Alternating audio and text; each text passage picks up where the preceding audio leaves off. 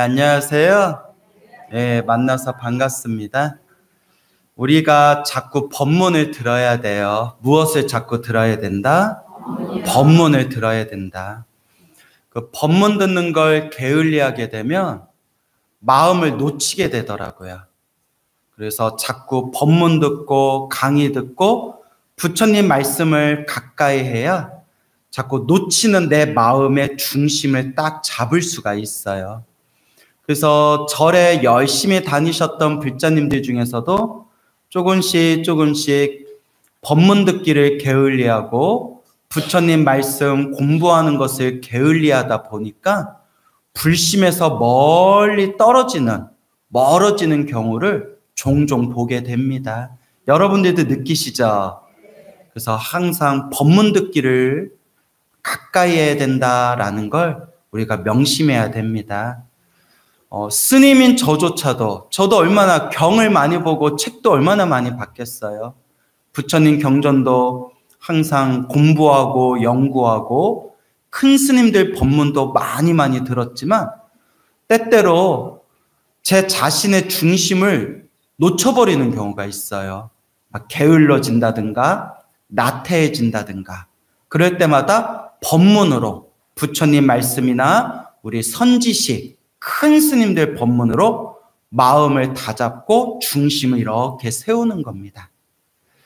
그래서 오늘 주제와 관련이 있는 이야기인데 제가 짧은 이야기 하나 들려드릴게요. 워낙 유명한 이야기라서 여러분들 다 들어보신 분 계실 거고 책으로나 혹은 어디 법문이나 강의에서 한 번쯤은 아마 들어봤을 거예요. 워낙 유명한 이야기라서.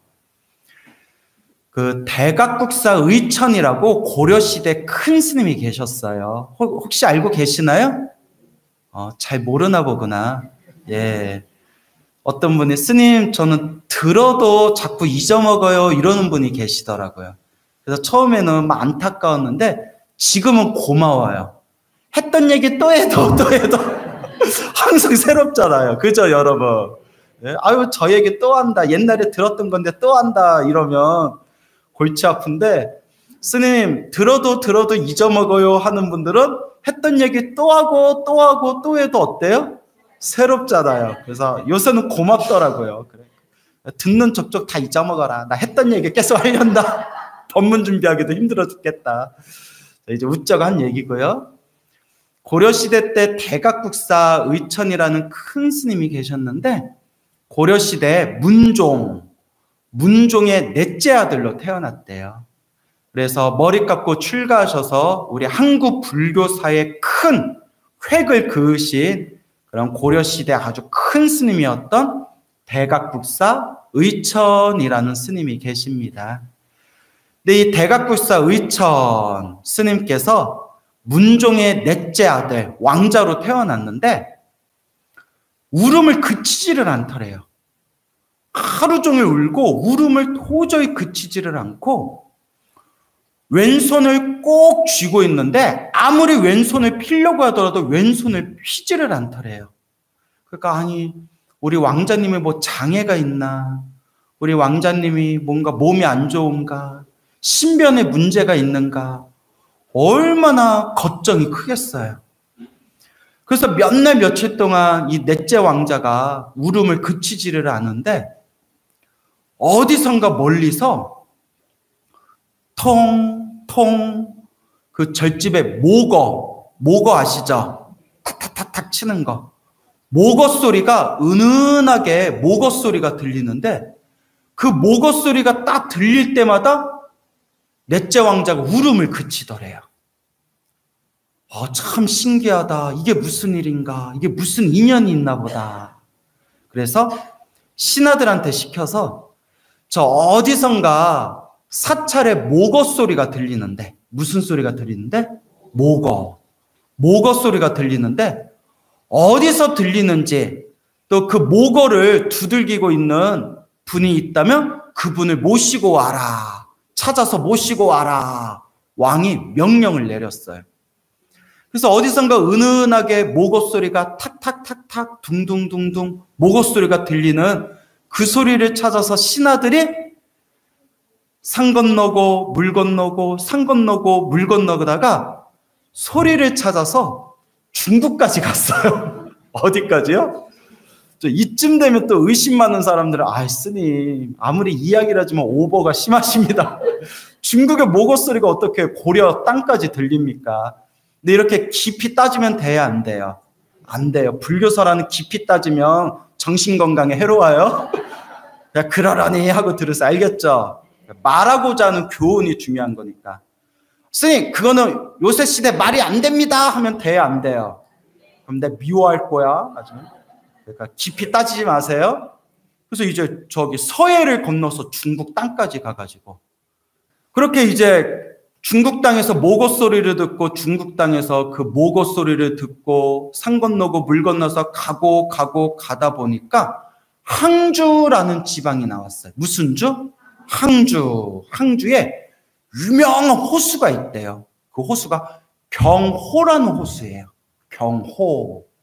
항주 땅에 경호라는 호수까지 딱 갔는데 거기에 아주 그런 소박한 사찰이 있는데 사찰에서 웬 노스님이 이렇게 모고를 두들기면서 연부를 하고 있더래요. 모고를 두드리면서 연부를 하고 있는 모습을 보고 아이고 저분인가 보다 이제야 찾았다 드디어 찾았다 하고 그 노스님을 다 모시고 인사를 드린 뒤에 신하들이 이렇게 얘기하는 거예요.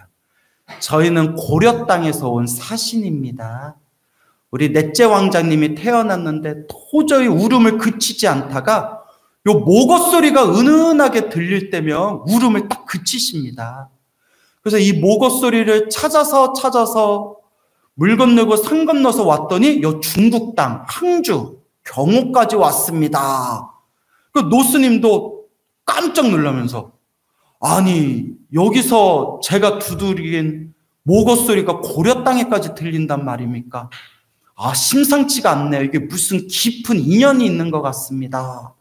그럼 우리 한번 같이 고려로 한번 가봅시다 하고 그 중국의 노스님이 이제 고려 사신들을 따라서 신하들을 따라서 이제 고려 땅에 도착해가지고 왕궁으로 들어갑니다.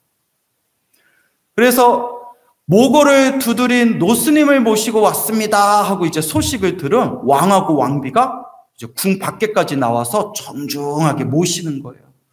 스님 이렇게 멀리까지 오시다니 저희도 이 모고 소리가 중국 땅에서까지 이 소리가 들린 줄은 몰랐습니다. 우리 왕자 넷째 왕자 좀 한번 봐주십시오 하고 이제 노스님을 모시고 울고 있는 넷째 왕자한테 딱 갔는데 넷째 왕자가 노스님을 딱 보는 순간 방실방실 웃더래요. 방긋방긋 웃더래요. 그 사람들이 다들 놀라는 거예요. 야 이게 무슨 인연법이 있나 보다. 무슨 깊은 인연이 있나 보다. 그러다가 옆에 있는 왕이 우리 넷째 왕자가 태어나서 한 번도 왼손을 펴지를 않았는데 한번 봐주실 수 있습니까? 그 노스님이 그거 희한하네요. 제가 한번 보겠습니다 하고 그 누워있는 우리 애기 왕자님 꼭 쥐고 있는 왼손의 손바닥을 싹 이렇게 피는데 다른 사람들은 아무리 피려고 해도 펴지지가 않았던 그 왼손이 노스님이 살짝 이렇게 손에 살짝 손가락에 힘을 주니까 쫙 펴지는 거예요. 기다렸다는 듯이. 믿습니까 여러분? 믿습니까? 딱 펴지는 거예요. 그때 노스님이 손바닥에 적혀있는 세 글자를 보고 몇 글자?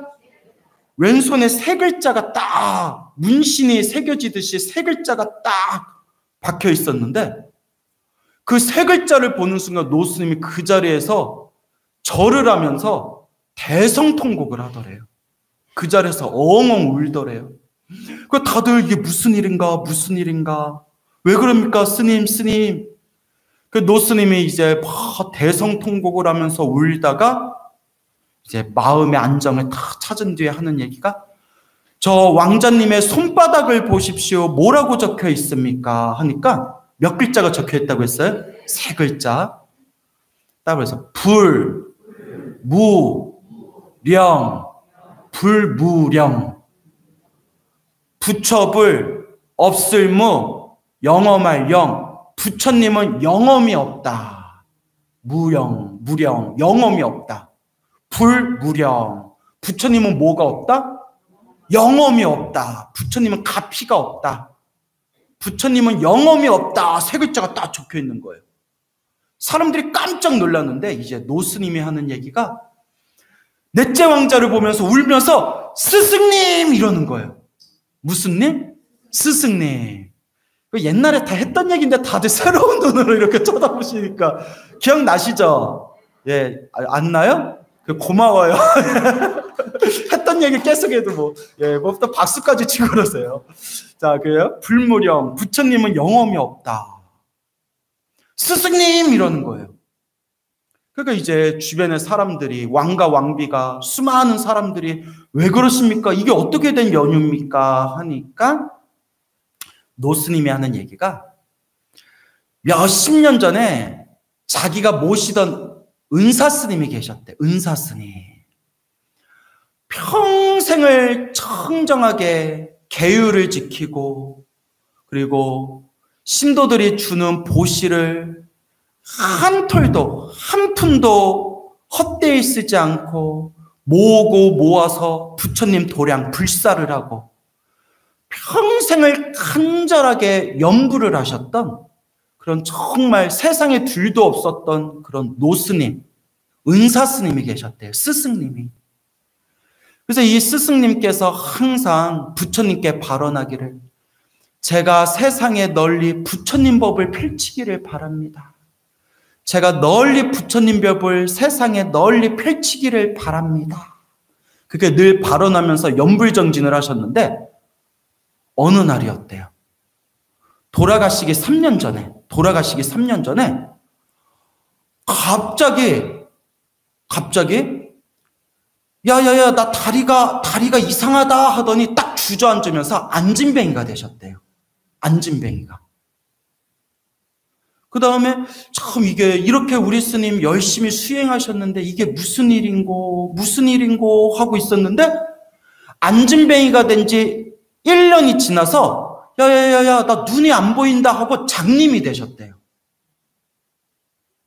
아니 우리 스승님이 세상에 하늘을 보고 땅을 봐도 우리 스승님이 정말 하늘과 땅을 보고 한 점 부끄러움이 없이 오로지 수행만 하신 분인데 어떻게 이런 일이 생길 수가 있나 했는데 첫 번째 1년 때 안증뱅이가 되고 두 번째 1년 때 장님이 되고 마지막 딱 3년째 됐을 때 세 번째 1년이 되는 딱 3년째 됐을 때 마당에 나왔다가 절 마당에서 이렇게 쉬고 계시다가 벼락을 맞아서 돌아가셨대요. 뭘 맞아서 돌아가셨어요? 벼락 맞아서 돌아가셨대요.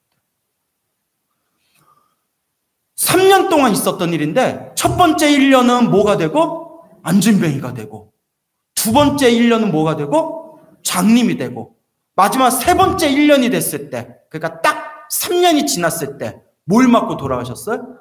벼락 맞고 돌아가셨대요.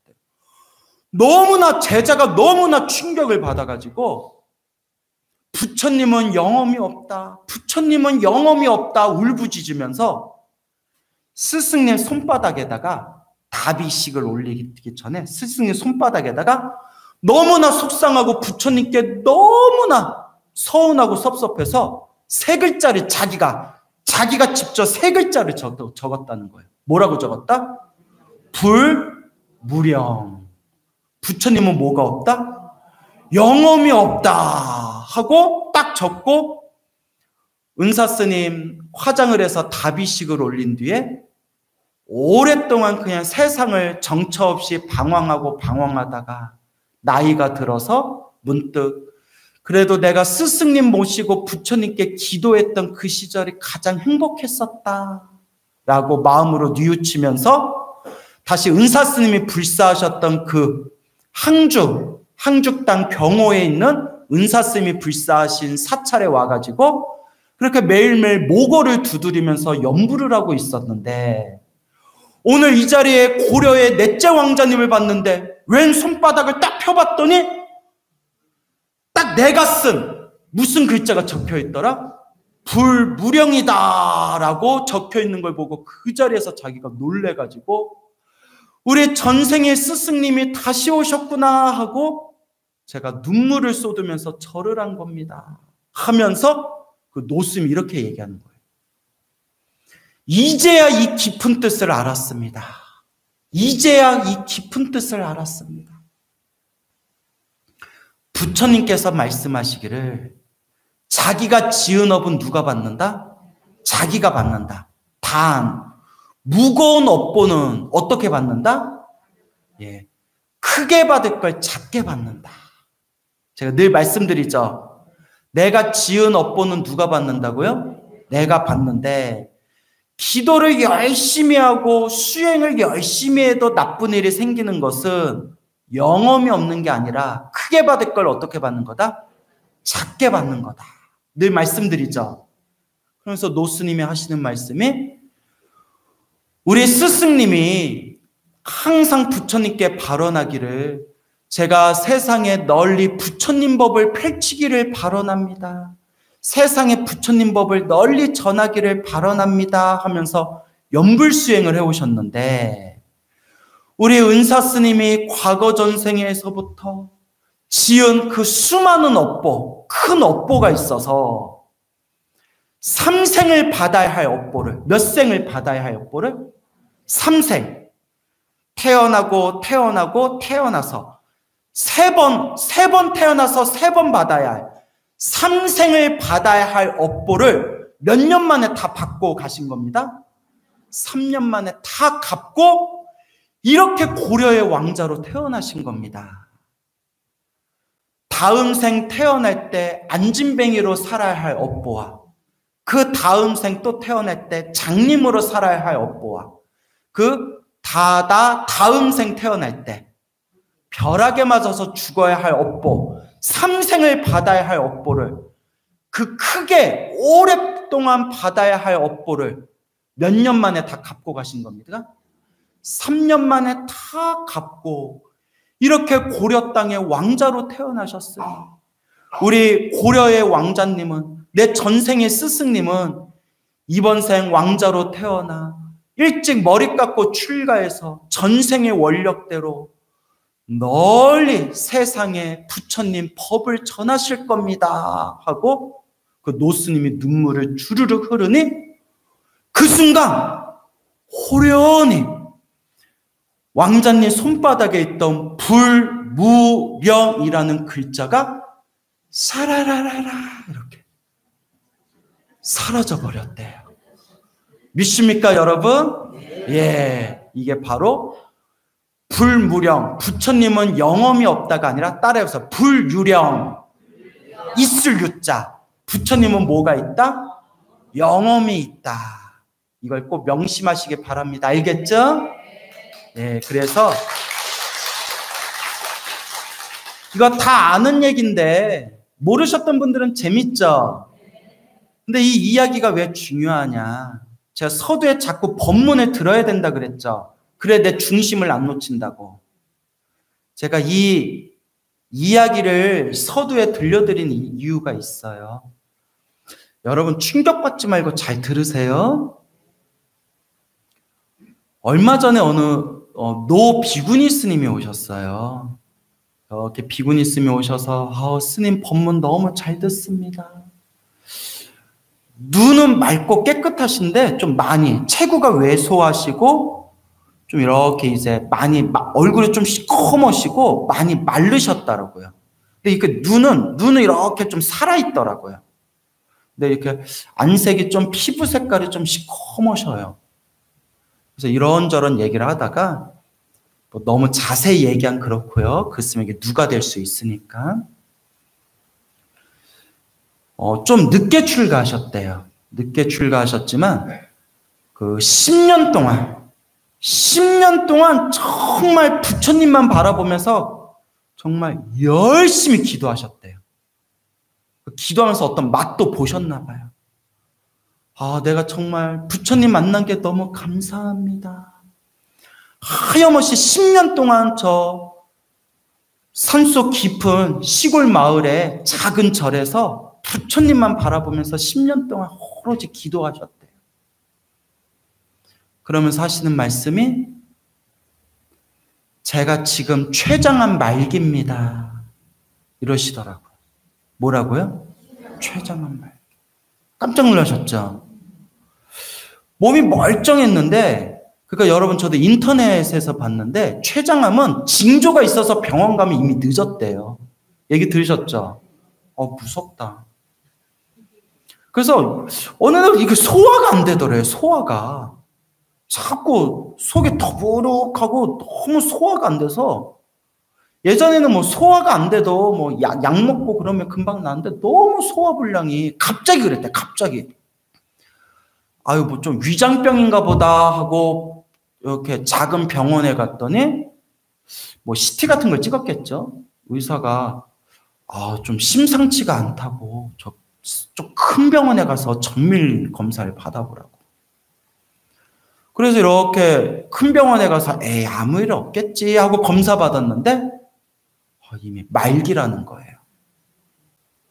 근데 여기서 이제 우리가 요 얘기만 들으면 우리가 흔들릴 수가 있는 게, 아니 남들은 죽을 병에 걸려도 부처님께 간절하게 기도했더니 죽을 병도 다 사라지고 가피 받는다는데, 나는 10년 동안 저 시골 마을 작은 절에서 오로지 부처님만 바라보면서 오로지 기도했는데 어떻게 나한테 이런 병이 생길 수가 있나. 이제 이때 흔들릴 수가 있는 거예요. 그죠, 여러분? 근데 저도 벙찌더라고요. 이런저런 얘기했는데 기도를 엄청 열심히 하셨어요. 그래서 저도 벙찌더라고요. 그분 말씀이, 자기가 당장 죽는 거는 하나도 자기가 흔들림이 없대요. 그런데 지금 뭐 내일 당장 눈을 못 떠도 자기는 흔들림이 없대요. 그런데 인간적으로 솔직하게 얘기하시더라고요. 너무 아프대요. 그러니까 죽는 거는 이제 그냥 두렵지 않은데 너무 아프대요, 몸이. 그래서 막 좀 암 말기 이런 분들은 막 마약성 진통제도 먹고 하잖아요. 아우, 나무아미타불. 얼마나 아프실까요? 법정 스님 폐암으로 가신 거 알죠? 법정 스님도 얼마나 맑고 깨끗하게 사셨어요. 법정 스님이 뭐 담배를 피셨겠어요. 그러잖아요. 뭐 술을 드셨겠어요. 그렇게 강원도 산속 좋은 공기 속에서 수행하셨는데도 폐암 걸리셨잖아요. 근데 법정 스님도 정신력이 엄청 강하셔서 내색을 안 하셨지 엄청 아파하셨대요. 그 마지막 말기에. 근데 정신력이 엄청 강하셔서 막 이렇게 신음소리도 내지 않고 엄청 이렇게 사람들 앞에서 의연한 모습을 보여주셨지만 좀 많이 아파하셨대요.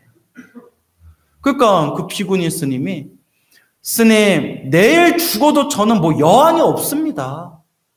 근데 너무 막 아프니까 좀 마음이 흔들립니다.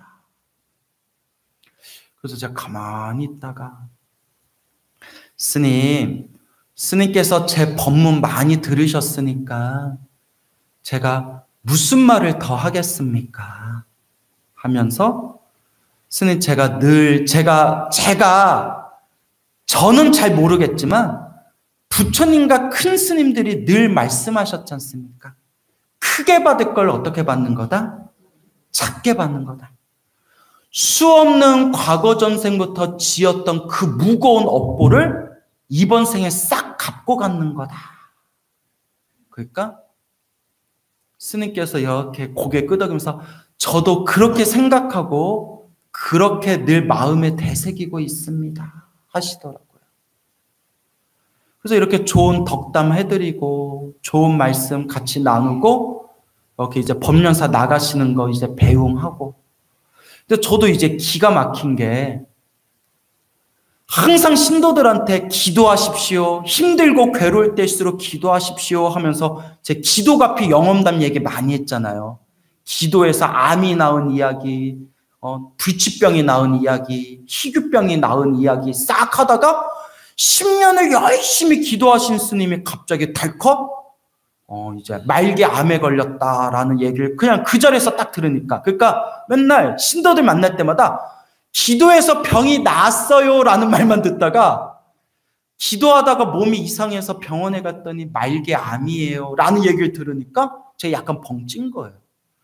그래서 저도 답답해서 여기 우리 법련사 총무스님한테, 총무스님하고 이렇게 차 한잔하면서 오늘 있었던 얘기를 이렇게 했더니 능일스님이, 총무스님이 딱 이렇게 얘기하시더라고요. 아이고, 다음 생 큰 스님 되려고 이번 생 빚을 다 갖고 가시네. 딱 이러시더라고요. 다음 생 뭘로 태어나시려고?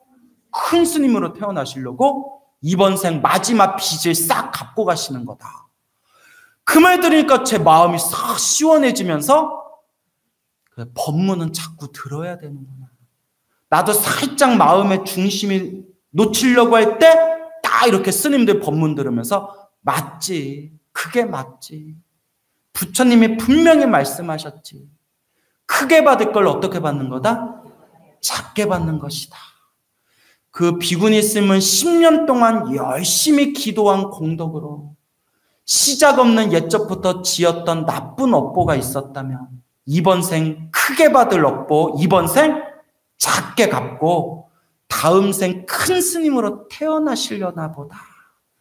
그 이야기가 바로 오늘 들려드렸던 대각국사 의천스님의 무슨 영? 불무령. 부처님은 영험이 없구나. 근데 알고 봤더니 바로 뭐였다고요? 불유령. 아니구나. 부처님은 영험이 있으셨구나. 라는 것을 우리가 마음에 되새겨야 됩니다. 아시겠죠? 그래서 이렇게 자꾸 법문을 들어야 돼요. 여러분 솔직하게 말하면 저도 이렇게 법문 듣고 수많은 가피 이야기, 수많은 부처님의 인과 이야기를 제가 빼곡하게 제가 듣고 이해하지 못했다면 저도 10년 동안 열심히 기도하신 분이 말기암 걸렸다 이런 소리 듣는 순간 아휴, 백날 기도해봐야 소용없구나. 결국 다 팔자대로 사나 보구나. 에라이, 나도 그냥 놀아야겠다. 뭐 어차피 뭐 기도해도 어차피 말기암 걸리는데 그냥 아이고 이래도 걸리고 저래도 뭐 걸리고 뭐 그냥 운명 앞에 인간은 아무 소용이 없구나. 그냥 나 놀면서 살아야겠다. 아이고 지금부터 놀자. 띡띡띡띡. 예, 아버지, 예, 저 오늘불로 환속하려고요. 그냥 저 놀려고요. 예, 아유 됐어요. 내 인생 내가 알아서 살게요. 예. 이러면 또 이제 우리 아버지 막 단양에서 올라오셔서 나 이제 패 죽일지도 몰라요. 웃자간 얘기고. 그러니까 이렇게 마음이 흔들릴 수가 있다고요. 뭔 얘기인지 알죠? 근데 여러분 이런 법문을 딱 들으니까 어때요? 나쁜 일이 생기더라도 이런 법문을 듣고 마음으로 이해하신 불자님들은 내가 크게 받을 걸 지금 작게 받고 있구나. 부처님 갚이는 분명히 있고 다만 내가 이렇게 열심히 기도했는데 나쁜 일이 생긴 것은 크게 받을 걸 어떻게 받는 거다? 작게 받는 것이구나. 이렇게 마음의 중심, 이렇게 흔들릴 수 있는 마음의 중심을 딱 움켜잡을 수가 있다는 거예요. 믿습니까, 여러분? 예. 여러분, 기도를 많이 하고 절에 오래오래 다녀도 나쁜 일이 생긴다, 안 생긴다? 생겨요. 여러분, 우리 큰 스님들도, 우리 큰 스님들 고승열전을 보면요. 참선해서 깨달음을 얻고, 기도해서 부처님을 칭견하고, 그리고 연부를 하셔가지고 큰 가피를 체험하신 그런 큰 스님들도 고승열전, 큰 스님 일대기를 보면 막 몸에 병에 걸려서 고생하거나 사람들한테 모함을 받아서 귀양을 가시거나 또 사람들한테 막 손가락질을 받는 억울한 일을 당하거나 그리고 막 부처님 법을 전하다가 고생하고 온갖 사람들에게 막 핍박을 받는다거나 이런 큰 스님들 이야기가 엄청 많아요. 아니 참선을 하시고 깨달음을 얻고 평생 수행을 하시고 평생 연부를 하셨는데 왜 그런 일을 겪으시냐는 거예요. 큰 스님들조차도.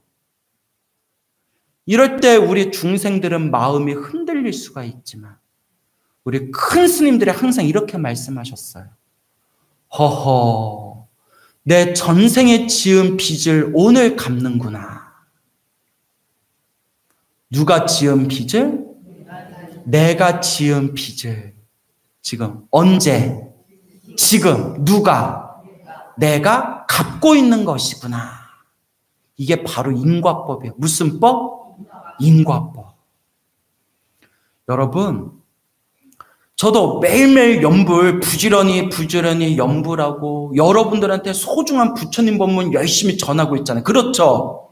그리고 제가 정말 당당하게 여러분들한테 연불과 기도에 대해서 당당하게 말할 수 있는 게 제가 체험을 하고 제가 확신이 있기 때문이에요.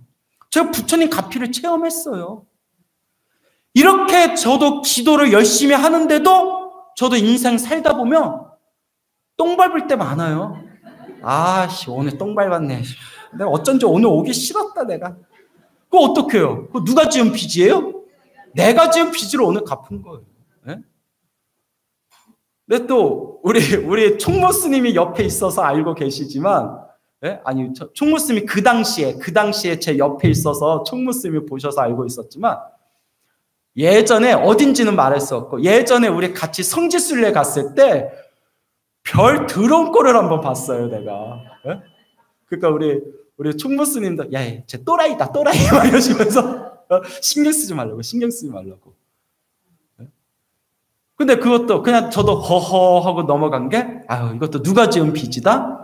아유, 내가 지은 빚이다. 아유, 기분은 더럽지만, 내가 지은 빚이다. 아유, 똥이 더러워서 피하지, 뭐, 무서워서 피하냐. 내가 지은 빚이다. 여러분, 스님들도 똑같아요. 스님들도 인생사 살아가는 거 똑같아요. 좋은 일도 생겼다. 개떡 같은 일도 생겼다. 그나마 개떡은 맛이라도 있지. 그죠? 쑥개떡. 네? 인생이 원래 그렇습니다. 근데 인생에서 펼쳐지는 행복도 불행도 누가 지은 업이다? 내가 지은 업이다.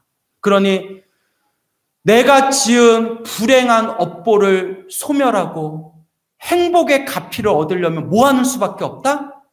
기도해라. 연불해라. 복을 짓고 선업을 짓고 공덕을 닦아라. 그런데 열심히 기도하고 수행했는데도 나쁜 일이 생기다면 대각구사 의천스님처럼 흔들리지 말아라. 아, 부처님, 제가 지금 이런 일을 겪어서 마음이 좀 속상하고 서운하고 섭섭하지만 그래도 저는 부처님 인과법을 믿습니다. 그나마 제가 기도하고 기도해서 제가 크게 받을 걸 어떻게 받고 있습니다? 크게 받을 걸 작게 받고 있습니다. 제가 더 열심히 수행하겠습니다. 마음의 중심을 딱 세우셔야 됩니다. 아시겠죠? 그래서 여러분, 자, 따라해보세요. 불유령. 부처님은 영험이 있다. 세 글자를, 아유, 잘 따라하시네. 세 글자를 또 불유령, 부처님은 영험이 있다. 불유령 했더니 또 나중에 며칠 뒤에 헷갈려서 부처님은 유령이다라고 했나? 아, 무슨 부처님이 유령이에요. 아, 불유령이라고 했는데 헷갈리시면 안 돼요. 부처님은 영험이 있다. 세 글자를 잘 기억하시고 이번 생 우리 좋은 일이 생기든 나쁜 일이 생기든 절대 중심을 놓치지 말고 불심으로 잘 닦아나갑시다. 여러분 성불하세요.